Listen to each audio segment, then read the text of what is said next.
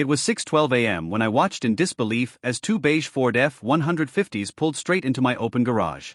They had magnetic decals reading HOA Enforcement Unit. In the first truck, a tiny Chihuahua barked like it was leading a K-9 revolution.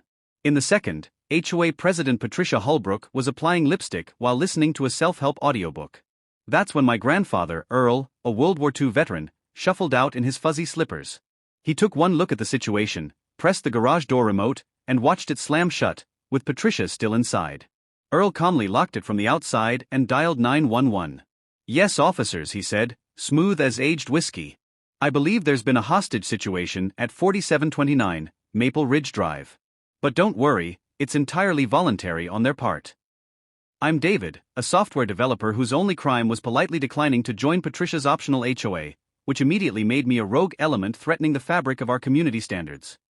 Patricia, clipboard labeled Compliance Crusader in glittery letters, treated my life like a case that needed solving.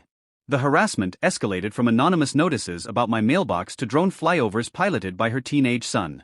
The situation became truly absurd when she complained about my garden hose being coiled counterclockwise, and then later accused my friends of excessive vehicle diversity, standing in my driveway with a color wheel to explain that guest cars should adhere to earth tones.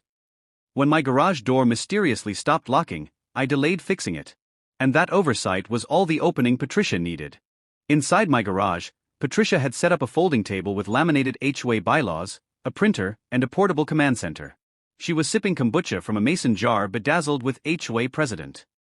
"Oh, David," she sang through the side door I found locked from the inside. "This garage is now under provisional HOA jurisdiction pending your compliance review." My patience snapped. "There is no emergency annex. You're trespassing." That's when Earl intervened.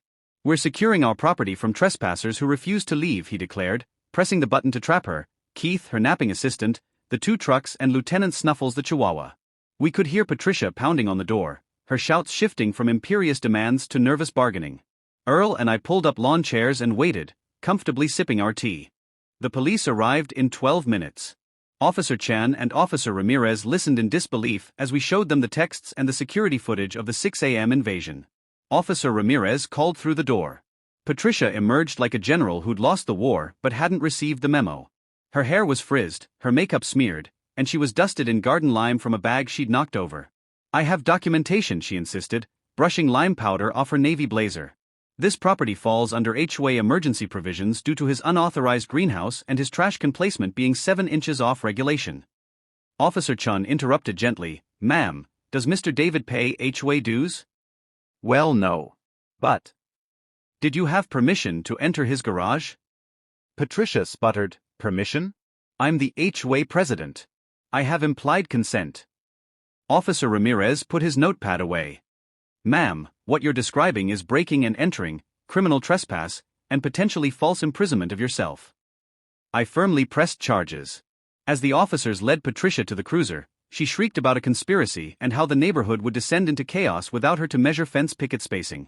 Lieutenant Snuffles, the Chihuahua, had defected to Earl, who was happily scratching him behind the ears. The HOA board, spurred by the viral arrest, voted unanimously to remove Patricia, revealing she'd used HOA funds to buy the trucks, the drone, and even Lieutenant Snuffles, registered as an emotional support enforcement animal. The judge was unamused by her lawyer's defense of excessive community enhancement disorder. Patricia was charged with criminal trespass and misuse of funds. The final, crushing sentence, 100 hours of community service, specifically maintaining the public gardens at City Hall, under the supervision of a professional landscaper who was instructed to measure her work with the same exacting standards she'd applied to others. She also received a $3,000 fine and was fired from her job when her employer saw the security footage. "Your Honor, I was only trying to maintain standards," Patricia pleaded.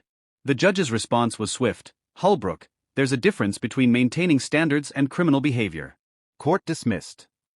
Patricia's empire, built on laminated power and bedazzled arrogance, had crumbled thanks to a well-timed key fob and the wisdom of Grandpa Earl.